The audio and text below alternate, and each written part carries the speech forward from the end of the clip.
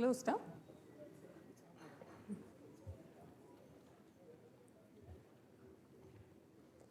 We can start the program. Apologies for the delay.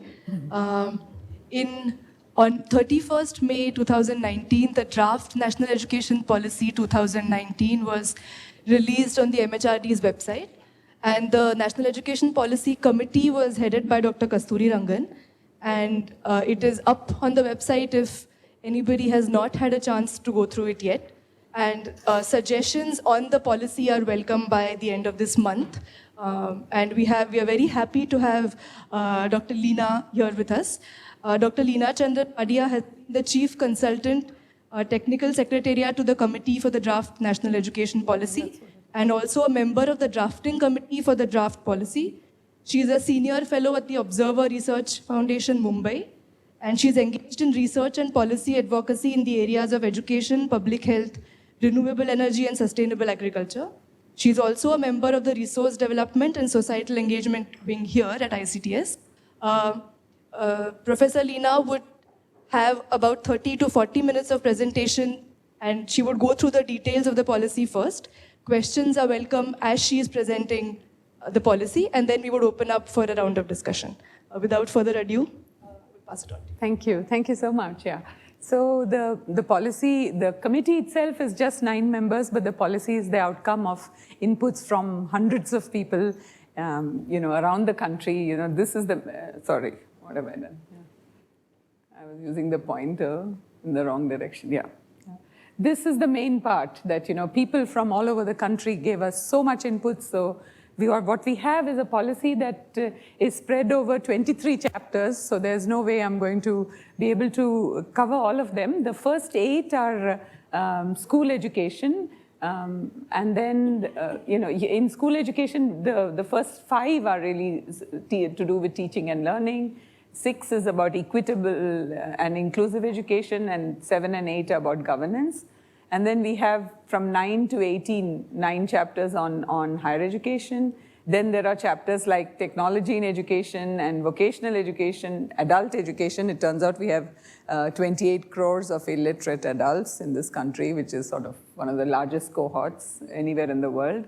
And, there's promotion of Indian languages. And then last but not least, a very important chapter on the National Education Commission, which is like sort of is like the Space Commission or the Atomic Energy Commission, and I want to get there, so I will move through many of these the contents very quickly. So the approach to reforms is the most natural thing to make the student the center of the policy reforms. What do the students need? But it's not that easy to actually do this, because there are conflicts between the present implementers of the education policy, like the government and on one side and teacher unions on another. And so we were always conscious of the fact that we have to understand what is going wrong and make suggestions to change things, but in a way that will be acceptable to most people. So that's what we've tried to do.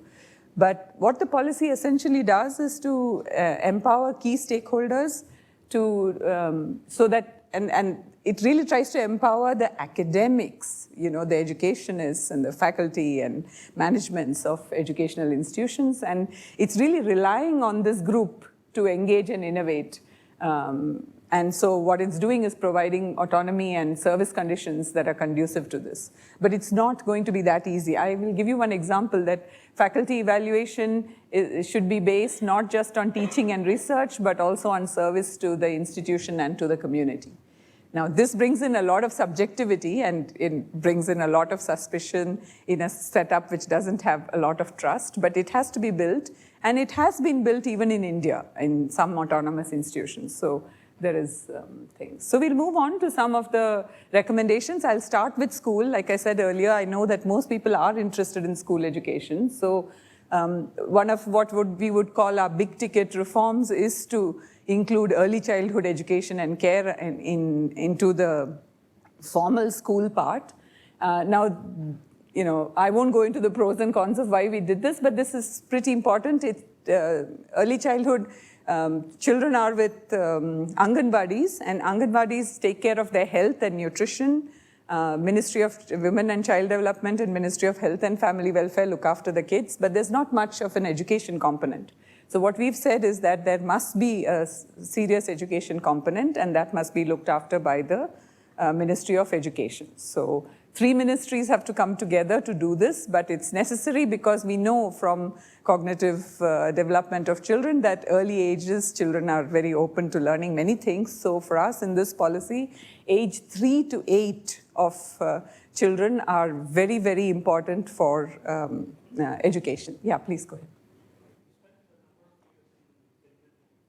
Yeah. Should begin only after the age of 6 and 7. Mm-hmm. So I knew my son learned to write only at the age of 6. In Finland, it starts at 7. Mm-hmm. Why are we going in the opposite direction and we are implementing so early the formal education at the age of 3? It should be the opposite, isn't it? So we have to keep in mind the fact that the children we are largely seeking to address are children from poor homes, first-time learner homes, migrant communities, children from migrant communities, parents who don't have an education. People like us, we can choose to keep our kids at home till age 6 because we know what to do with them, we know how to keep them engaged. So that would be okay, but in rural areas, among poorer homes where there are not enough toys or books to study, this is the only place where they can come and get access to some resources. So the goal is really to get every child into school and every child get play-based, discovery-based learning opportunities. So that's really the...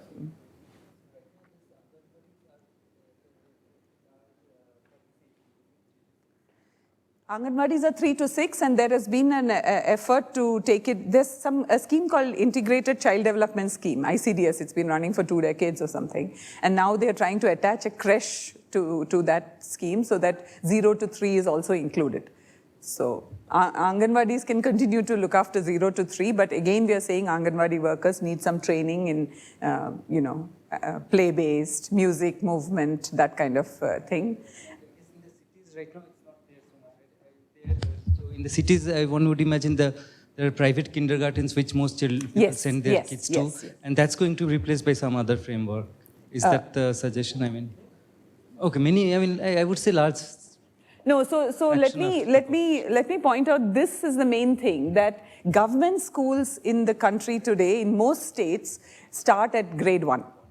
Okay, so the kids are coming in at 5, not at 6, because by 5 they are bored at Anganwadis and parents bring them in. And that's not developmentally appropriate to get them to start writing and doing things that involve motor skills and so on, So if you see the next slide, the learning crisis, we have a learning crisis in this country year after year. ASAR reports say that, kids in grade 5 can't do things, maths in simple additions in grade 2, things like that. So this this is a conservative estimate that we have 5 crore kids who don't have foundational literacy and numeracy, even though they are in school. So that's an issue. So part of that has to do with the fact that these kids don't have school preparedness when they come. So there is a lack of school preparedness. So immediately what we have recommended is that there should be a school preparedness module in grade 1 before the kids start being taught, what they're supposed to learn in grade 1. And then what we found out is that one of the big reasons for the language crisis is somewhere completely different. That, it's the practice of how teachers are hired and stationed in schools. Now, teachers are hired to the state. So as you can imagine, in Karnataka, there'll be lots more teachers making through the selection from, say, Bangalore, South Karnataka, and then they will get posted to Gulbarga or Raichur or Hubli or wherever. When they reach these primary schools, many of them, the way they speak Kannada is different from the way the child has learned Kannada at home. So the kids even have a language problem. They don't understand what the teachers are saying, and in the primary language of teaching. And it turns out that the learning crisis sets in within the first half a year of school, and then the children never catch up. So it's very interesting. When we delved into the issues as to why these things are happening, the things that we could dig up was quite interesting. And then, of course, many poor kids are hungry when they come to school. So if you would give them at least a glass of milk and a banana, then the time between breakfast and lunch would be very productively used to teach children. So that's one thing. But the policy also does a very nice thing, which is where we are saying that you must introduce remedial instruction in a very systematic way, that during school hours, there must be people in school who help kids who are behind try to catch up. And these people, the remedial instructors, are local women, college boys and girls who have finished 10th standard, 12th standard, and who can be paid to help the teachers provide remedial instruction. So this is a big thing. And then we want to launch a prestigious national tutor program where basically kids who are good at their studies will help their classmates who are not catch up. And that will be in terms of certificates to the kids, so it will be prestigious. So we're just trying to supplement the teacher in many ways so that there is more learning that's happening in class. Then dropouts is another big crisis that we have in India, that we have about 50% of the kids left in class by the time we reach 10th standard. So even though we have managed to recruit, we are losing all of them. We've improved in bringing them to school, but by 3rd standard, we start losing them. Abhishek, you had a question? Yeah.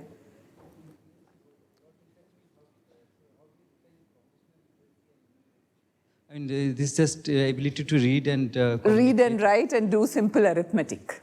So by the age of 5, kids are not doing this, is it right now? No, class 5. So at every grade level, there is markers for how much they should know, like double digit and subtraction and division. There are many markers. So what ASAR does is test kids at different stages, and every year they come up with things saying grade 5 kids don't know grade 2 stuff, and grade 8 kids don't know grade 3 stuff, and that kind of stuff in math, arithmetic, really. And even though they're passing through. So the question was that why are they, and then that was the main argument for saying that you should lift no detention, because nobody's checking, and so the kids are just coming to school and not learning anything. After a while they get bored and they drop out. So yeah, go ahead. First generation learner entering the school system every year on an average?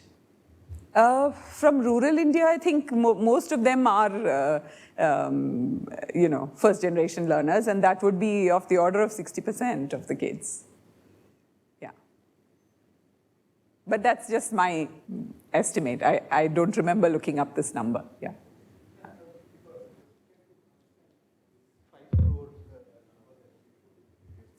So this 5 crore number, actually, we investigated, and the number is anywhere between 5 and 10 crores. Or, nobody really knows this number. But then we said that let's stay with a number that we know for sure is valid. And so we said 5 crores. But, the number can be as high as 10 crores. Nobody really knows that. Yeah.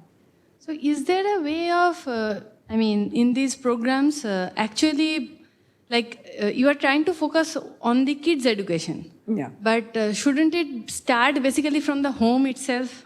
Then it can be actually much better, it seems. No, so if the mother could be involved in the whole process.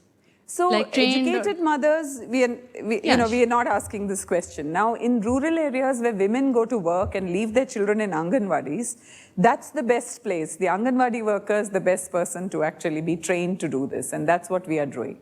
And also the mothers itself, that's what I'm saying. In the learning process itself, if there could be night schools, some things where the mothers could themselves come in, and whether I don't know whether that's been proposed. I don't know whether that is possible, but at least in the policy we did not discuss that. We thought it was enough to have remedial instruction during school hours for anybody who needs it, to whatever degree. There was some other question. Sorry. Yeah. So I just wanted to confirm this national tutor program. Yeah. So this will be like classmates teaching their fellow classmates, like students teaching their fellow classmates, or? Usually it will be good students teaching younger students, actually. In the younger students? Younger students, okay. yeah. So I'll move on because there's much to cover. Then there's the chapter 4, which is the curriculum and pedagogy chapter, which is like the omnibus chapter in the thing.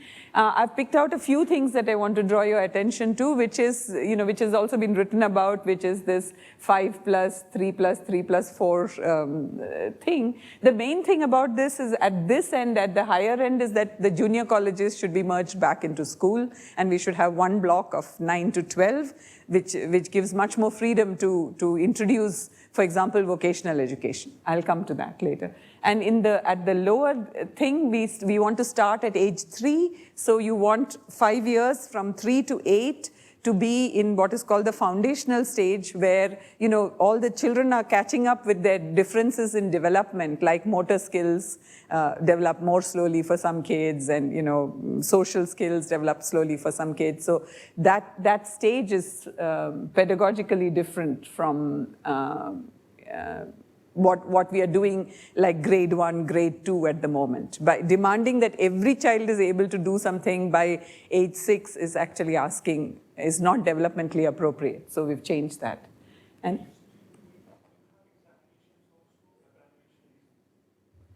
in the foundational stage. See, the focus of this policy is to actually sort of relieve the children of the burden of examination. Yeah, okay. Yeah. So it's just assessment will be for learning, actually, for teachers and for, so we'll keep the assessments as simple as possible. And then, of course, you want to reduce curriculum load, because I think all educationists and philosophers in education will tell you that these are the 2 of the educational commandments, that, don't teach too many subjects, and what you teach thoroughly, so that the child has internalized it and knows what to do with it. So, so this is what we were talking about, that we are going to change examinations quite a lot. There won't be one life-threatening exam, on a certain day, when if you are not well, also it changes your life. That's out, actually. We want modular board exams, and you don't need board exams for every subject, but you need them for some subjects. And entrance exams will switch over into a national testing agency, but then that entrance exam will also follow the similar principle, where it will actually test for concepts and higher order skills, and not rote learning. So that's very important. And the only other most important thing is that the National Curriculum Framework 2005 will be revised and will align with the policy. So, excuse me, this National Testing Agency, this exam will be conducted in English or in local language? It will do it in multiple languages. It will do it in multiple languages, yeah. And of course, the language issue has been discussed ad nauseum in public, so I'm not going to go into that. And for teachers, I think the main important thing is that the way they will be trained will change completely. That there will be a stage specific. So teachers of foundational stage and teachers of secondary stage and teachers of middle school stage will be trained differently in stage specific 4-year B.Ed programs, which will be conducted in universities. This is a very big change, very, very big change, and very important change. The teacher education in this country broke down completely. We have some 17,000 teacher education colleges which teach only one thing, which is B.Ed. And most of the time you can pay 2 lakh rupees and get a B.Ed certificate, and they don't teach anything actually. So you do this and you let these teachers loose into your classrooms to teach your kids, and then you can, the learning crisis is not surprising actually. So this is a very big change. That means universities will get funded to create departments of education where they will conduct these 4-year B.Ed programs. The 2-year B.Ed, so the B.Eds used to be 2 years, so the 2-year B.Eds will stay for people to make lateral entry. Like if you've done a master's or a bachelor's in physics and say, now I want to go to teach, then you can do a 2-year B.Ed to come in and teach, become a subject teacher. So that's the big change. And also teacher recruitment, for the reasons that we told you, will change now, and teachers will be recruited to a district, not the state. and appointed to a group of schools called the school complex. I'll come to that in a minute. Okay. And yeah, I won't go into equitable and inclusive education is a very nice chapter where we've tried to say that all the groups that need support, women, tribals, rural, geographically isolated communities, differently able kids, everyone should get the support that they will need. But the crux of that will be the both pre-service and in-service professional development of teachers, because teachers are the ones who will help all, education become equitable and inclusive. And then for schools, one of the big problems in India is that because we are a large country and then there are small communities of schools, there are maybe less than 20 kids in so many schools. So the school teacher, they assign only one teacher and the teacher is isolated and the school is isolated. So what we have brought back is an idea that was there in the Kothari Commission, which is that you group schools, some 30 schools with one secondary school in it will become a school complex. It will be a unit, typically it will have about 100 teachers, and that's a good unit for actually becoming a group that helps each other. They share resources, they share sports teachers, music teachers, you only have to give them some transport money and they will become a small autonomous unit with the principal of the secondary school as in charge of it. So just like the school management committee, there'll be a school complex management committee and school complexes will work too.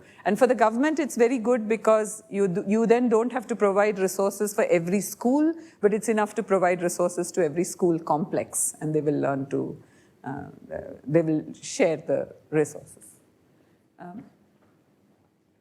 It will also allow development of teachers they will share their training, decide who needs to learn what. If someone's going away, support each other, stand-in teachers. So you won't have the situation where if one teacher is absconding or something, the kids are neglected for very long. Yeah, go ahead.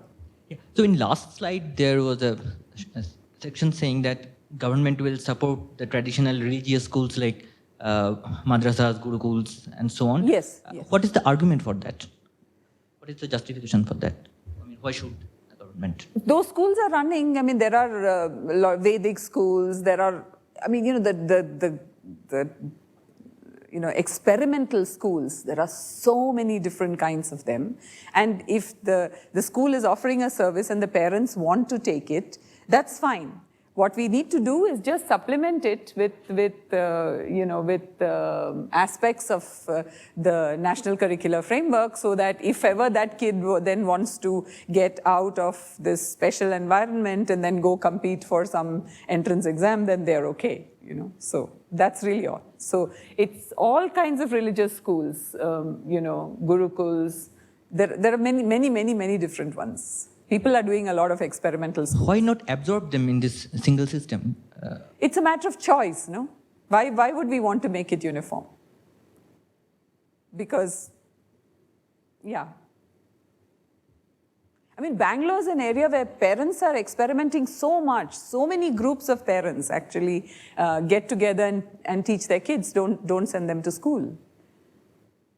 So this RT, we talked about, it was there in some slide where we talked about free and compulsory education.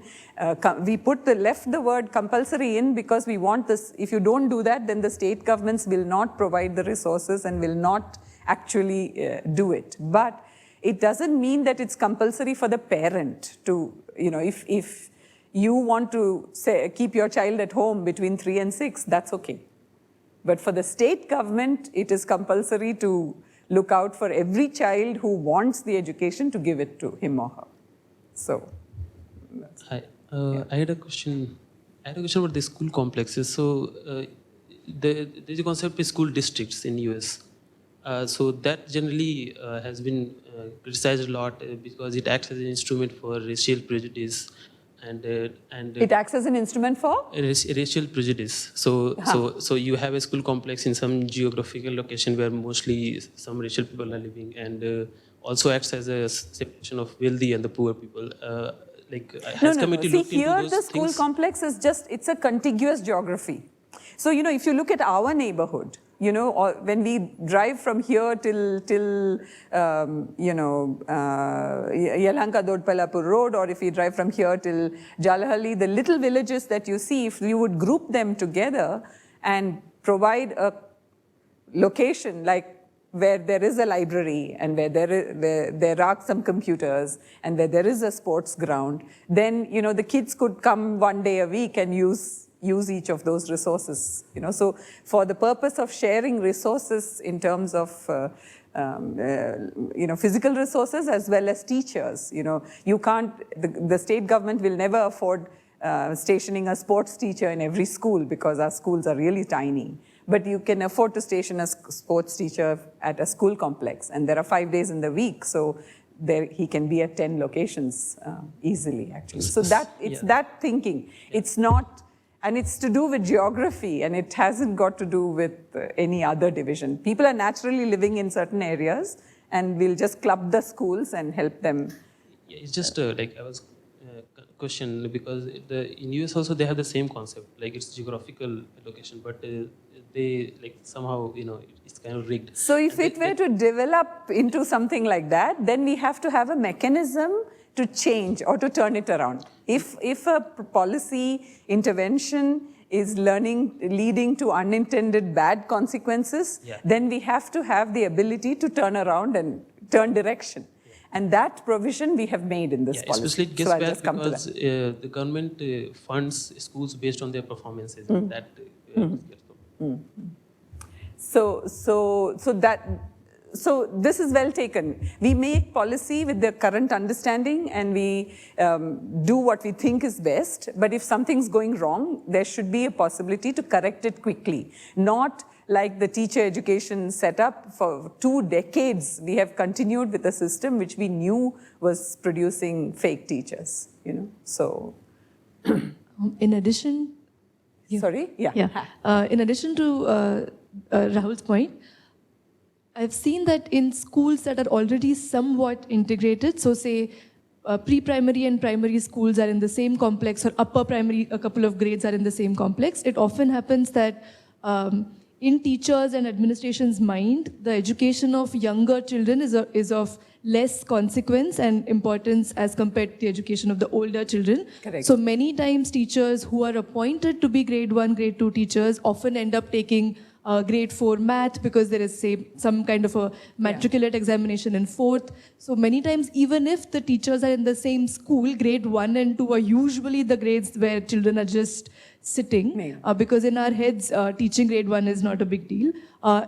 Do you think this making a complex of various schools, sometimes those who are 5-6 kilometers radius, would actually increase this problem? Because the appointment of teachers, say sports or science teacher or something, if it's made in the secondary or post-primary school, they don't end up coming to the primary schools at all. So I'll tell you, the approach in this policy, that's why I said at the very beginning that this policy actually empowers the educators. It empowers the teachers and the principals and the managements of schools and say, do what is good for the kids. And we'll give you the money to train teachers, and we'll give you the money to make sure that kids have the things that they need, and here is what they need, and that will be set by the National Curriculum Framework.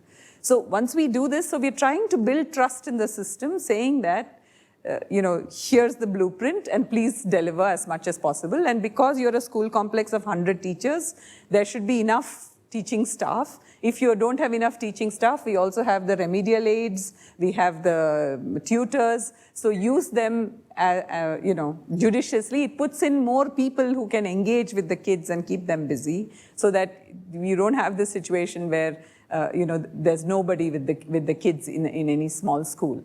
So that's the thing that we are trying to do. Then all these perceptions that you should only teach older kids and not, these have to be dealt with somehow. So it's as part of the communication of the policy, if people learn that, younger kids need to be taught well, so that the foundation is very good, and, they need to learn as many languages as possible before they are 8 years old.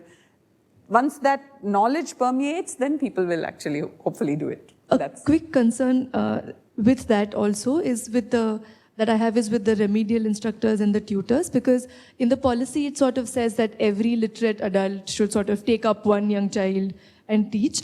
It sort of creates a perception that every literate person is able to teach literacy to somebody else, which no, is it's only remedial. It's only remedial education. So the remedial pieces will. So the teacher is still in control of. The teacher decides who needs remedial education, and the teacher decides if the person who's coming in to help is qualified or able to help the child. You know, so we are actually empowering the teacher to say that, okay, this kid needs a little extra help before he or she can join back into the class. So I will assign so-and-so person to do this, that kind of thing. The whole idea is that, you know, so many kids at the moment are left out. So that, you know, we have to pull in all resources to make sure that everybody comes back into the fold, because we are aiming for 100% universal access to education. So we want every child back and learning a minimum. You know? So that's an ambitious goal. So we have to keep all channels open. Wherever people can help, they should help. Yeah. So one question. Sorry? One question. Yeah. Actually, just exactly not a question, it's an experience. My mother is a primary school teacher, and basically she had to travel about 20 kilometers up down, 20 plus 20, to reach her school. So in case the teachers and all these people for the extra help and everything could be recruited much in a local area, that will be very helpful for the students as well as for the teachers, because they lose like 4 hours of the day in the commute itself. So so that's what we said, that teachers will be recruited more locally and stationed locally. So I'll move on. I think these things, I don't want to get too much into regulation and accreditation, although we have come in for some criticism about the way we've written regulation and accreditation. If we have time, I'll tell you at the end, actually, you know. But again, like I said, the philosophy is that you require that all the information about the schools are in the public domain, and that parents are vigilant, and that accreditation is the method by which, accreditation is mandatory, and the accreditation is the method by which you will keep track that the schools are doing well. Plus the national assessment surveys will be done annually, so that you know if the kids are, if 50% of your kids are not doing well in the national assessment survey, then you know that something's wrong. So that's the philosophy of approach. Yeah. No, NCERT is the national level and SCERT is the state level body. So what we are saying now is that all the academic decisions will be with the NCERTs and the SCERTs.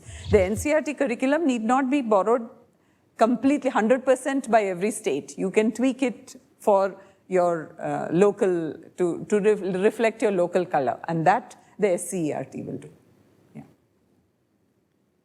So we'll move on, okay? Yeah, I think if in a 1 hour talk we can't do anything.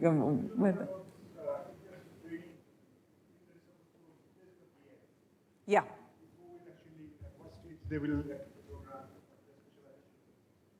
So the B.Ed is a standard undergraduate degree. So they will enter after 12th grade, you know. But because this is B.Ed for school teachers. Yeah. So for higher education teachers, the general expectation is that people will do a PhD, but most people don't do a PhD. Most of our teachers are master's degree holders. But for school teachers, it is an undergraduate degree, but it's a 4-year undergraduate where the science, art and science of teaching is sort of gathered into your, your learning. So you want to become a subject teacher. So then you learn your subjects also, and you learn the art of teaching that subject also. Yes. So that is what I mean by stage specific. So you will, if you're training to be a subject teacher, then at middle school level, it will be different from if you're learning to be a subject teacher in a senior school level, and so on. So there are 4 stages: the foundational stage, the preparatory stage, the middle school, and the senior school. secondary schools. So for each stage, it will be different. So it's a big undertaking. And it's a big undertaking, and it's a responsibility that will come to the universities. So the universities will have to rise to that challenge, actually. So, the problem with the reforms is that we know where we want to go.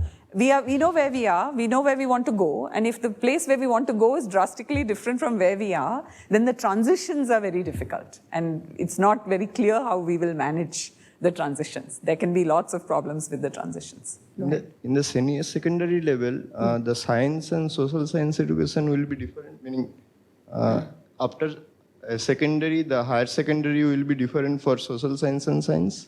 No. So what we are saying here in the 9 to 12 block is that it will be broken up into 2 semesters, and kids can do, core curriculum and electives. It's very much like liberal education brought down into the school level. So kids can choose subjects. So they can do science and social sciences together. They can do some vocational education courses. It will be based, there'll be some basic math and some basic language and various things that will be stated as core curriculum. Sorry to go back to school again. Yeah. Could you briefly comment on the burden of syllabus, if it's reduced, anything? Yeah, the syllabus is going to be reduced by 50%. Good. Yeah, curriculum will be halved. I see. Yeah. And just a small curiosity. Yeah. Oh, sorry.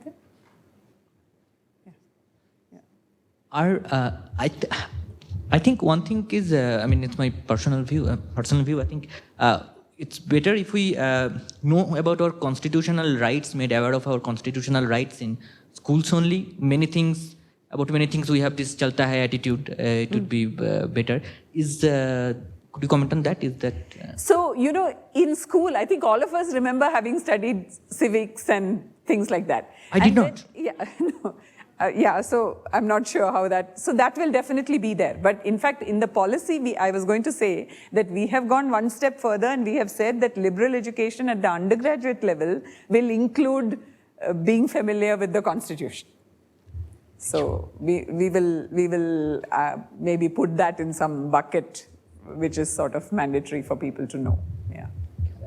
So one thing is, right now, different state boards, they have somewhat different syllabus, which is in qualitatively as well as quantitatively. Mm-hmm. Now that has its pros and cons, but as far as cons are concerned, at All India, in case of All India exams like IIT, JEE and such things, it puts some state level students at an advantage and other state level students as a disadvantage. So does the policy discuss anything in this matter? No. We're not trying to do that, because the Constitution put the school education completely in the hands of the states. Yeah. So the states are free to do whatever they want, but there is pressure from the bottom that, for example, more and more schools in Karnataka are switching to CBSE.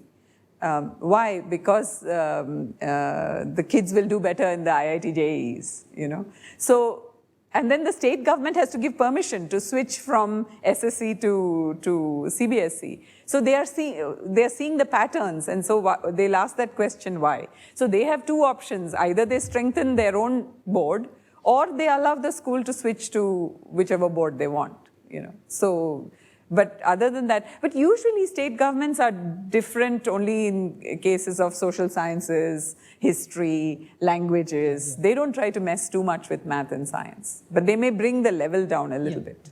And another thing is... Sorry?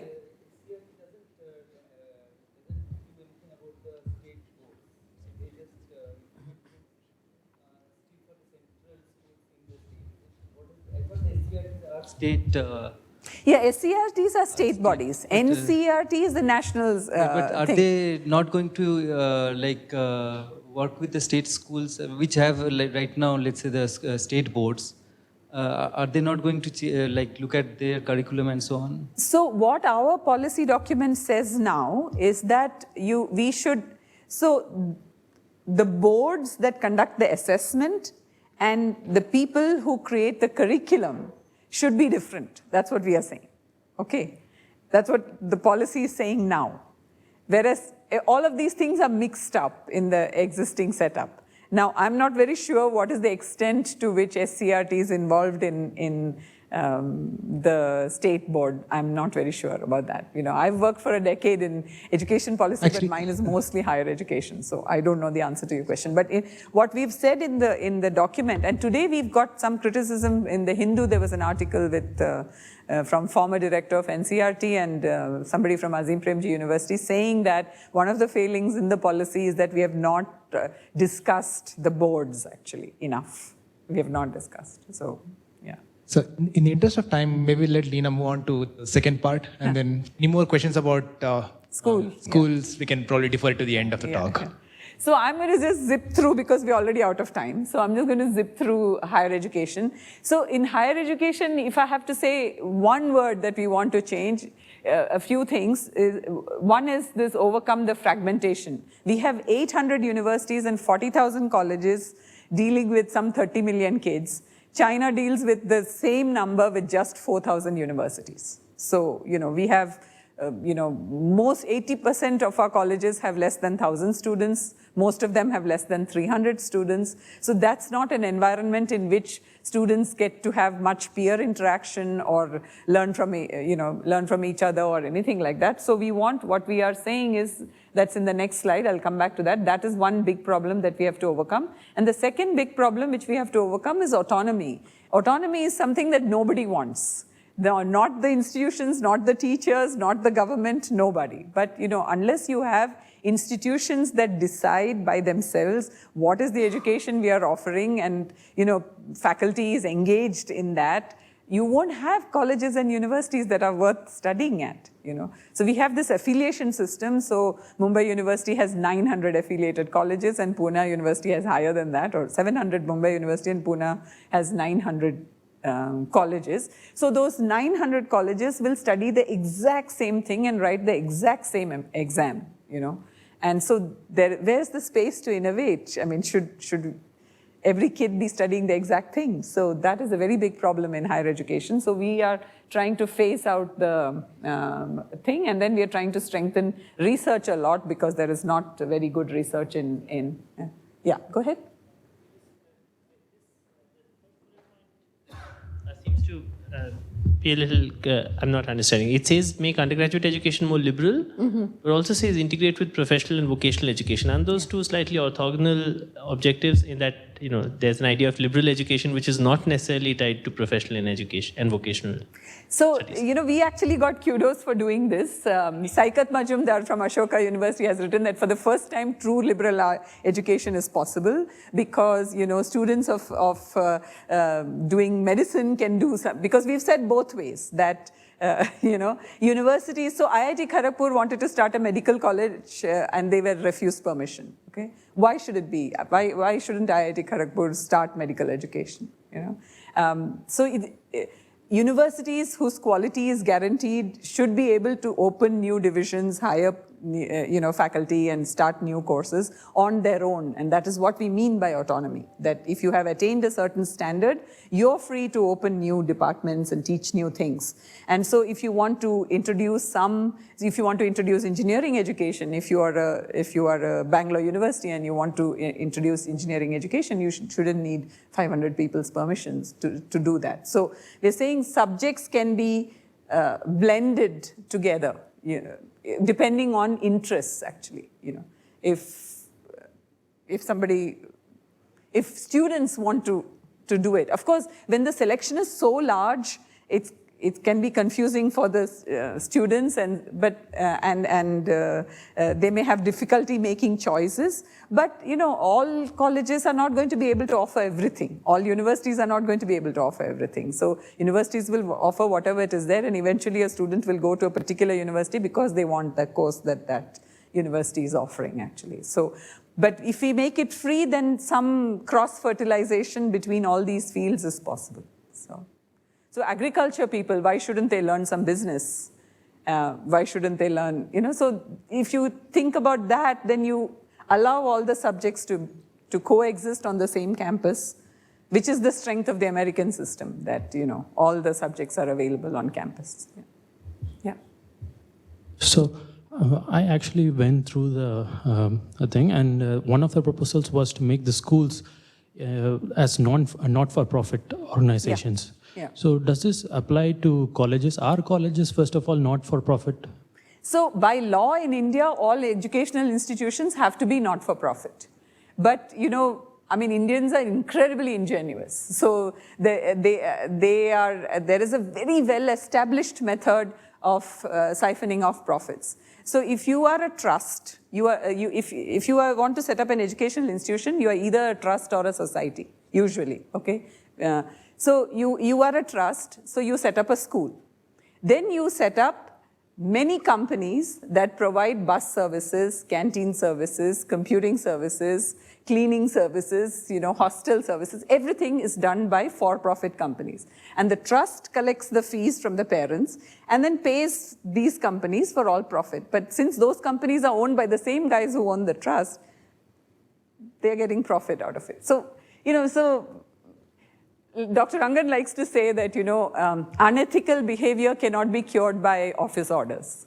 So you can't, there's no way that was the first thing that we had to struggle with, that are we as in the policy trying to block guys from doing bad things, or are we just trying to say the kids need this, let most people give it to them and try and find the bad ones and shut them down? So how would you ensure that they are actually not-for-profit? I mean, what way is there to?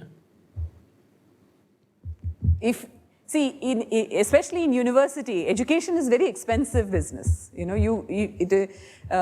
the more money you put back into your labs and into new labs and new infrastructure, you know, the better the education is. So typically, not-for-profit only means that you don't distribute profit, but you can make a profit and then plow it back into the education. So usually it's philanthropists and, you know, well-meaning educators who do that. But, you know, it's also a very, education in India has become a place where, you know, money can be laundered, profits can be made. And so there are a lot of politicians and lots of the wrong kinds of guys in education. And we are hoping that with the accreditation and better ratings and more competition, some of those guys will be weeded out. So that's the only hope. Yeah. Anybody else? So, yeah. So what we want to do, this is what I want to focus on, is that we want to move, sorry? Yeah, go ahead. So I have the doubt regarding the autonomy of the educational institution, and which is related with the increase of the fees. And the students, I have seen, I belongs to, from the Delhi University. So what we are saying about fees is that, you know, higher education in India is 65% plus private sector. In school sector, it's more like 40%, you know, higher education is 65 plus private sector. So we are saying private sectors providing a service, let them charge whatever fees they want, but we will expect every higher education institution to give some level of scholarships to 50% of their students. So at least 20% should get full scholarships and another 30% should get partial scholarships. That's the only thing we can say. And the other thing is that if you can actually upgrade public education to make it very, very good between the ages of 3 and 18, then people can go out and work and then start supporting their own education later, you know. So if school education is very good, then, you know, higher education having to pay some fees is not such a crime. I think people keep coming back to this fee issue, but I think that it should be seen in context, really. My concern is regarding the, when we will make the existing, the well-established universities or the institutes, and if we give the autonomous status to them, then that's okay. But if, because they're maintained by the governing body or some management societies, and so everybody is using these higher education, these institutions as a profit-making machines. So we are commercializing the education in our country, which is, I think that it is very dangerous, because once we are commercializing anything, especially for education. See, education is already commercialized. I mean, when you pay so many lakhs for medical education, and today now IB has taken over, you know, parents are paying several lakhs a year for IB schools, for schools. Forget medical education or anything like that. So education has become very expensive, but so long as there is a government option, government colleges, government schools, and they are good. And that's what this policy has tried to say, that we should focus on making government schools and colleges of very high quality. If we do that, then there will still be options for the poor student to study. And also if private schools and colleges are asked to give 20% full scholarships, then again, merit students, deserving students from poor homes can study. So that's the best we can do in policy. In terms of implementation, there'll always be, people bending rules, but in policy, you can only create an enabling framework. Just in the interest of time, is it okay if we let you finish this part and then ask for questions? Because I think so. Maybe, yeah. Let's. Because we're really already very late, yeah.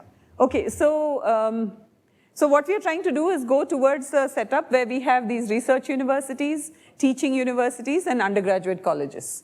And we want, and we want to close down the affiliation system, and we also want to close down poorly performing colleges, especially single discipline colleges. Most of them are B.Ed colleges, actually, okay? So that's what we want to do in terms of, and liberal education we've already discussed. The 4-year is, again, resisted a lot because of cost. India is a very cost-conscious country, so the existing 3-year degrees will continue, but we are allowing for a 4-year undergrad to come in, actually, okay? Then this is very interesting to this group, which is, and it has been written about, that we have recommended the creation of a national research foundation specifically to fund research in universities and colleges. And because the level of research in these universities and colleges is next to non-existent, a very important part of that will be mentorship of groups in universities by researchers from premier institutions. And what we are saying is, what we have said there is that the mentorships can be provided by in-service faculty, but it can also be provided by retired faculty, and they will get their salaries during the time that they are working on research projects with universities and colleges. So we need people to build research capacity in universities and colleges, and so we will rope in everybody who is available, who has the pedigree to do so, actually. Yeah? So that's very, very important. Of course, NRF will fund, in addition to these guys will not go anywhere, they will continue to be there. And it will fund a lot of PhD and postdoctoral fellowships so that we have enough PhDs to man our universities.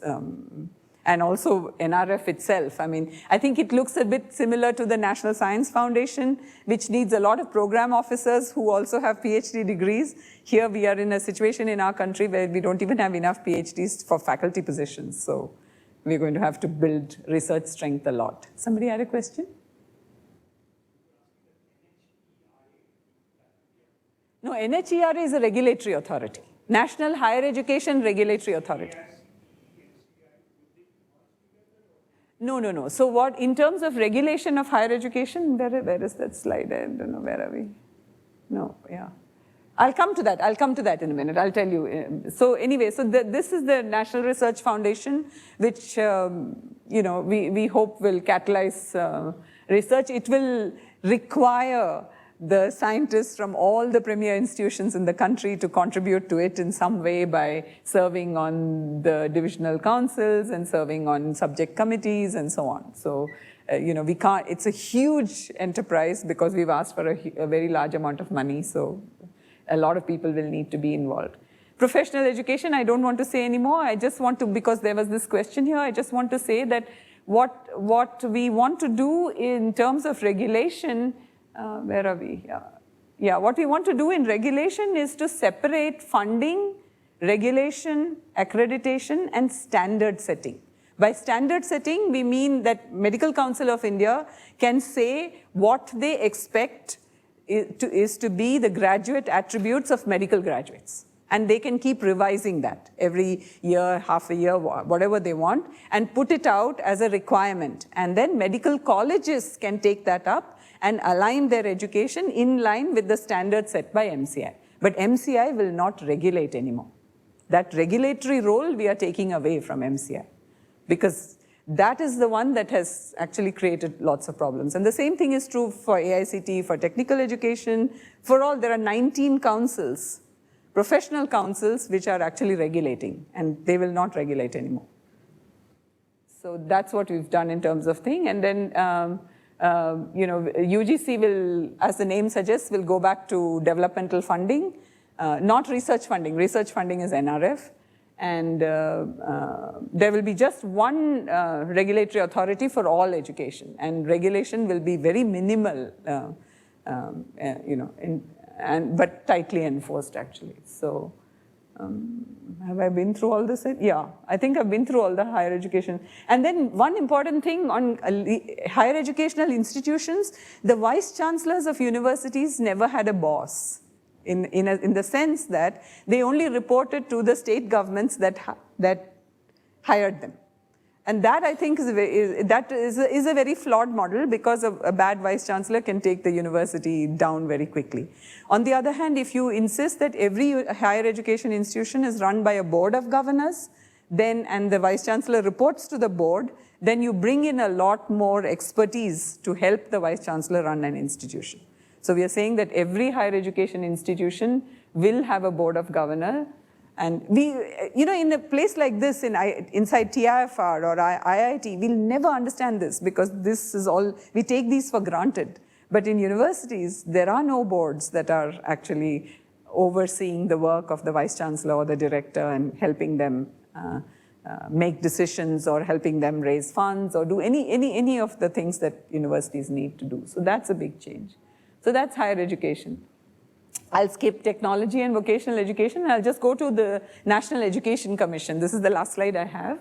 What we have done here is draw on Dr. Kasturirangan's experience of Space Commission and Atomic Energy Commission, and say that there will be a National Education Commission which will be the custodian of education in the country, and which will oversee the development of education in the country. Why is that not MHRD? Because the average tenure of an IAS officer is 1.5 years. So there is no continuity of, tracking education and so on. Whereas the National Education Commission will have a very large number of educationists in it, playing roles in different bodies of it, and people will have 5-year tenures in that, educationists. And then there will be a lot of data gathering and a lot of analysis. And, like we said, that if a reform is going wrong, then it will be the job of the National Education Commission to flag it and fix it. So all the regulatory authorities will report to the National Education Commission. And, it's like saying that there's a permanent body that will continuously examine and change policy as necessary. So for once, we will get a body. And because it needs attention, we suggested that in line with the Space Commission and Atomic Energy Commission, it is under the charge of the Prime Minister, though some people have said that that's not a very wise thing to do. But I think the thing about being under the charge of the Prime Minister is that, financial allocations and all hopefully will be better. That was the thinking, actually. But basically, it is really a way to bring a lot of expertise into the management of education. Today, government is bringing in experts, right? I mean, economists have always come in from the outside into the finance ministry. And now they are doing that with other ministries also. But in education, we want to bring it in some formalized fashion, so that people will come and serve 5-year terms in the National Education Commission and play certain roles and move on, actually. So I think that the National Education Commission is a very interesting thing to read. There will be 2 committees that will bring in the state governments and the other ministries to coordinate between all the ministries that are involved in education. There are as many as 19 ministries that are involved in education. Labor, agriculture, health, all kinds of textiles, everybody's in education. So there are often need for coordination between them. So we are bringing those in through what is called 2 standing committees on coordination, and yeah. So this is a very big reform, very, very big ticket reform. What it means is that the way MHRD is run is going to change. By the way, MHRD is going to be called Ministry of Education if this policy is accepted, bring the focus back on education, but the way the ministry runs will change, and there could be opposition to that. So we don't know whether this will come in the form which it has been envisaged. So that's it. So in terms of implementation challenges, I think, most people, reviewers so far have agreed that barring, things that we haven't got right, this policy does have the potential to be a game changer. And the onus is, much of the onus is on the government, some of the onus is on the government, but much of it is also on academics in this country to step up and use the opportunity to serve and be recognized for that service, So there is, so the transition, the implementation requires a change of mindset. I think we are loosening controls and we are trying to build trust through transparency and voluntary compliance. And so it's a very hopeful policy. So I'm from JNU and we are always on the news for wrong reasons. Yeah. So there were a lot of debates, especially Aisha Kidwai, she's a very activist professor. So the UGC was established only in '68 by an act of parliament, and there were a lot of debates in establishing the UGC. Whereas most of the central universities were all formed with acts of parliament and all, and there were a lot things going on, challenging the authority.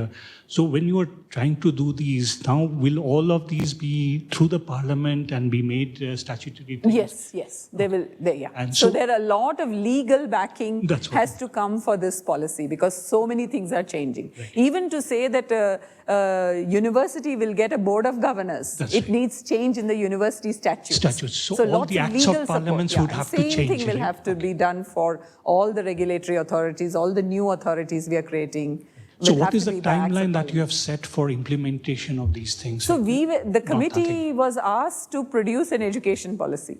And time plan, nothing of that sort? No. And now we were discussing before we formally convened that actually what will happen is that the MHRD will modify this document to whatever extent it wants, and then say that is the government's policy. That's why this is called the draft policy. And then there'll be an MHRD version of the document, which will be taken to cabinet in July, is what they're saying. So if the cabinet passes it, then it becomes policy. And then there'll be some committee set up to work out the implementation details. And this is where the crux is, because the committee that is set up is usually IAS officers, because it's the bureaucrats who decide how it will be implemented. And then this is part of the reason why this policy is so long. We have tried to specify to the extent possible that, what is the spirit of the implementation we want, so that it cannot be hijacked. But yeah, we'll see. It's an interesting times, yeah. So what is the process by which the Board of Governors will be selected and the members of this National Education Commission? So Board of Governors is different. National Education Commission, the Prime Minister is supposed to be in charge. The Union Minister of Education is the Vice Chairman. The Prime Minister is the Chairman. And then there will be, the Executive Council. Where is it? I thought there was a line about the Executive. The Executive Council is the highest decision-making body of the RSA. And we've suggested that it should consist of half of the Executive Council of 10 or 20 people, I forget the number now, should be educationists. And the remaining will be government people, from the ministry, So the Board of Governors, the way it works is that, for example, I know the example of College of Engineering Pune, which became autonomous and got a Board of Governors for the first time. So the state government invited Dr. F.C. Kohli to become the chairman of the board. And then the chairman of the board then invites many more people from industry and so on. But there are representatives from government. So there'll be a person from Ministry of Finance, there'll be of the government, and there'll be some 3-4 state government representatives, but Dr. Kohli invited some, so they'll say that board should be 10 people or 12 people, so he will invite 5 or 6 and the state government will provide 4 or 5. And then you can also have invited members to the board. They don't have a vote when vote is decided, but Dr. Kohli used this invited members very cleverly to kind of force decisions in directions. So if you have a lot of eminent invited members, then their word matters. So then the board has to take it. So there are ways to do good things with the board, but usually it is the chairman who's invited by the state government, and then the chairman invites the remaining members. Question. So in the for the higher education institution, there were these the classification into 3 classes, like type 1, type 2, and type 3. Yeah. Research universities, teaching universities, and undergraduate colleges. So where does ICTS get placed in that? So TIFR, so ICTS is part of TIFR, right? So TIFR would naturally qualify to try to be a research university. And automatic. Liberal, no, so what we are saying is that you are already doing graduate programs, masters, PhDs, right? So the policy encourages you to start an undergrad program, but does not demand that you do it. But we want, so all IITs, all premier institutions will qualify almost immediately to be research universities because you are primarily doing research. But we would like to encourage you to start undergraduate programs because clearly the quality of the undergraduates will be very high. It's not mandatory, no. Same way state universities like Bangalore University or Mumbai University or Pune University will automatically be teaching universities, and some of them which are doing much higher level of research can move. It's a continuum, but we just want to specify the focus. Where is the focus? So why is it important to actually specify the focus? That's actually a question for, because say I am from Calcutta University basically. My master's teachers were incredible. And I did my PhD from IISc. So, but the teaching level in IISc is much lower than what I had in CU. So, but the opposite, for the research, IISc is of course a much better place, and we don't have a very good, very good environment in Calcutta University to pursue research. Yeah. So why is this demarcation already made in the focus? That's No. So this is actually an acceptance of the present reality of our institutions. I understand that. But the thing is, this demarcation is already there. Like we have a caste system, we have this kind of a caste system here. But it's not supposed to be a caste system. That's the whole point. We've gone to great trouble that is why the policy is so long, where we've gone to great trouble to say that this is not a class system or anything like that. If the focuses are different, then the IISc students in the undergrad say they will not get the quality teaching that they need, and also in CU we will not have such good.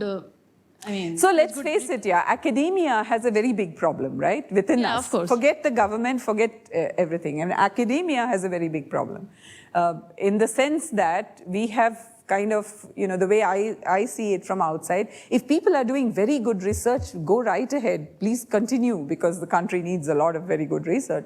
But if people are doing a very good teaching, you can't treat them as less important or less, we do that.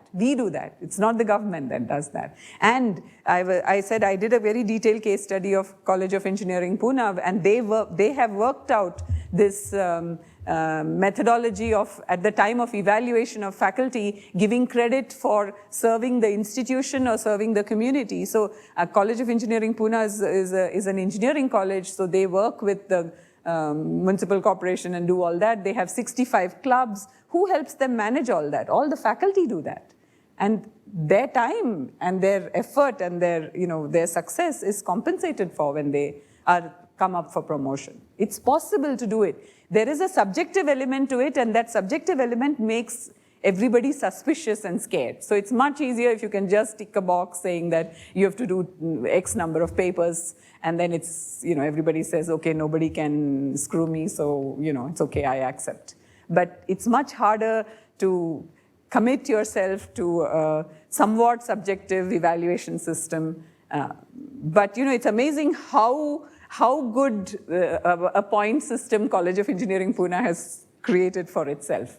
And they have, and it's not even by the full institution, it's even by department. There are variable components for mechanical engineering and some other, computer science. They have worked it all out. But they have done it iteratively over a period of time. It's available in our country. So I think these are for us to work out. My next Policy question can't is solve actually that. about for the students, basically. So basically the thing is that the private institutions and also the government ones in certain cases have been allowed to set any fee that they want. Government or private? Private. Private yes. And also government for these higher education systems. I can send. I can actually say. This is basically in section 16.5.1 and 17.1.20. So basically, my question is that, and also it ensures that there should be some 20% of complete scholarship and 30% of partial scholarship. But there is no mention in the draft that the scholarships will be provided by the government. It is for private institutions, the institution management must provide these scholarships. But the problem then will be on the much higher fee for the rest of the students. It's very difficult. I mean, it's a loop. It's a a feedback loop. This is where the financing of a university needs to be discussed.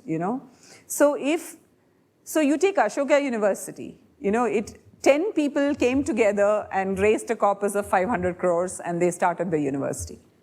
And they're continuously raising funds. Okay. Now, whereas if you take something like a Reliance University, which is going to start, it will have a corpus of 10,000 crores. And, then it can, most people are starting university. So Ashoka University is charging a relatively high fee because they want the university to be self-sustainable. If you pay your faculty well, then your fee has to be high. If you are not bringing in philanthropy money.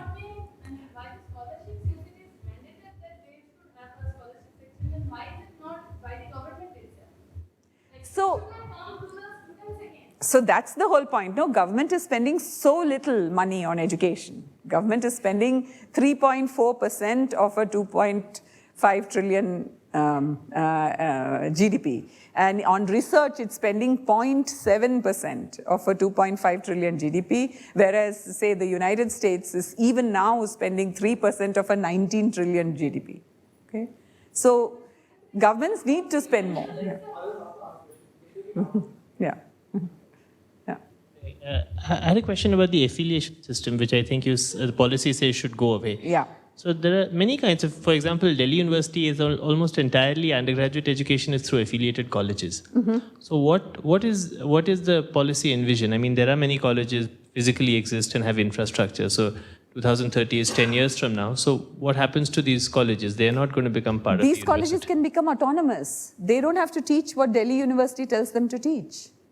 These are very good colleges and they should become autonomous. And then colleges will become autonomous. All the good colleges should become autonomous and they should grow. They should grow and innovate on their own and start new courses, new disciplines.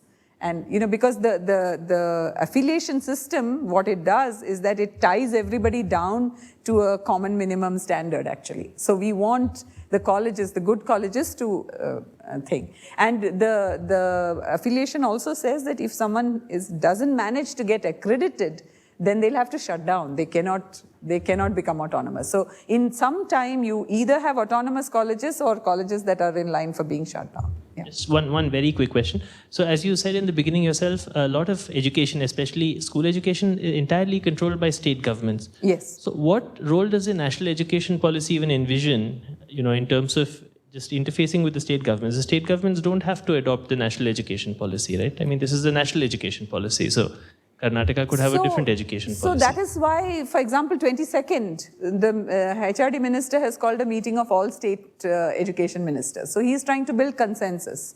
So that is one way you try to build consensus. Secondly, if you make these laws like the right to education, that's applicable to everybody. And because Parliament makes the law. And then third, money is provided by central government, and money talks. So, yeah.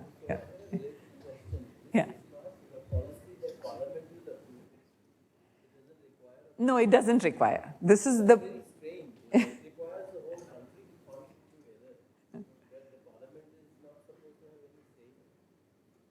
I would have to check on that. I thought it doesn't have to, but I will check on that, really. I'm not sure. Yeah, but what I read was that it will be taken to the cabinet to be adopted as the policy of this government. Yeah, yeah.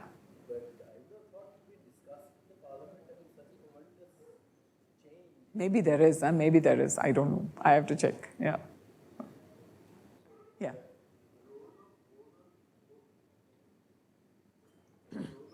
University Board of Governors, how it will be different from few universities has these executive councils. What is their role and how the Board of Governors will be different from this existing? So the Executive Council, the chair of the Executive Council is the Vice Chancellor. Vice Chancellor does not report to anybody in a university. So, the Vice Chancellor is the absolute boss. Yeah. So regarding the school education, what is the language issue, this 3-language solution? No. So the 3-language policy is an old one, 1968 actually, and it's in effect. At that time, what they said was that there'll be Hindi, English, and regional language. That's what they said. And in Hindi-speaking states, it'll be Hindi, English, and some other language. But in fact, it's the Hindi-speaking states that have actually not implemented the 3rd language. Most South Indian states have done a good job. Other than Tamil Nadu, most South Indian states do have a 3-language policy implemented, actually. So, but all we have said is that, it doesn't have to be Hindi anymore. So one question, why? Yeah. So when 3-language came up for discussion, for reasons of linguistic ability, all of us agreed that 3 languages can stay. The only thing is that, should we stay with the old definition of the 3-language policy, which had Hindi, or should we allow Hindi to also be replaced as people want it? And the consensus was that it can be replaced. But de facto Hindi is a language in most places, yeah. And even in Tamil Nadu, where Hindi is not officially taught, Tamil Nadu has the largest cohort of kids studying Hindi voluntarily. So why the new National Research Foundation?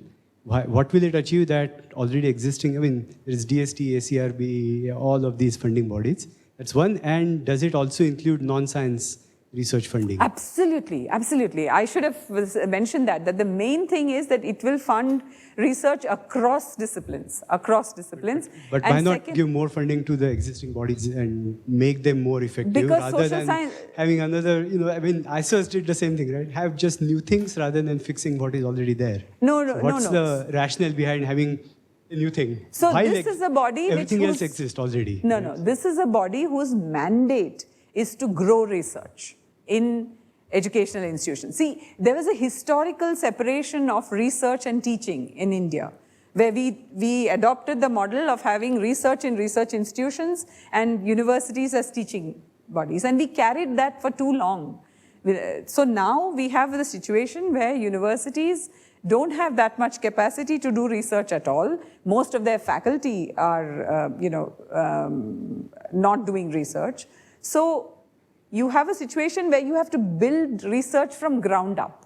So you want to have a body that is focused on this job that, we should... ACRB is focused on research. I don't think ACRB does anything else. No, so ACRB is doing ACRB is doing that for sciences. Yes, it is doing that for sciences. I'm assuming there are probably other bodies for other fields as well. I don't know. But... No, so then the choice is to create equivalent of SCRB in multiple subjects or create one NRF to do SCRB for all subjects. And that's what we chose. So that's all it is. It's not a... Sorry? No, we don't. See, it's healthy to have multiple funding agencies, Chandan, because it's good for agencies to not become monopolies. it keeps everybody on their toes a little bit. So it's a good idea to have, so our policy is recommending that all the existing funding agencies should stay. But I think I have heard some MHRD person say that, oh, everything will be subsumed under it. I think that would be folly. But he may not have understood either, so some press comment he gave. So we don't know how that is. There are well-oiled wheels working. One can borrow from their learning at the time of setting up the NRF, but one doesn't need to shut one down. I think in most countries there are multiple funding agencies, right? Yeah, so we should just keep that.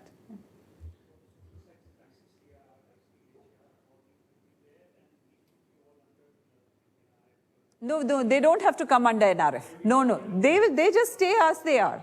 This is just one new body that is actually, whose main mandate is to seed research in universities and colleges. That's the mandate, across all disciplines.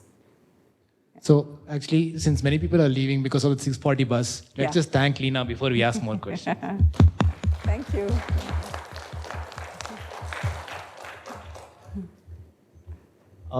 So my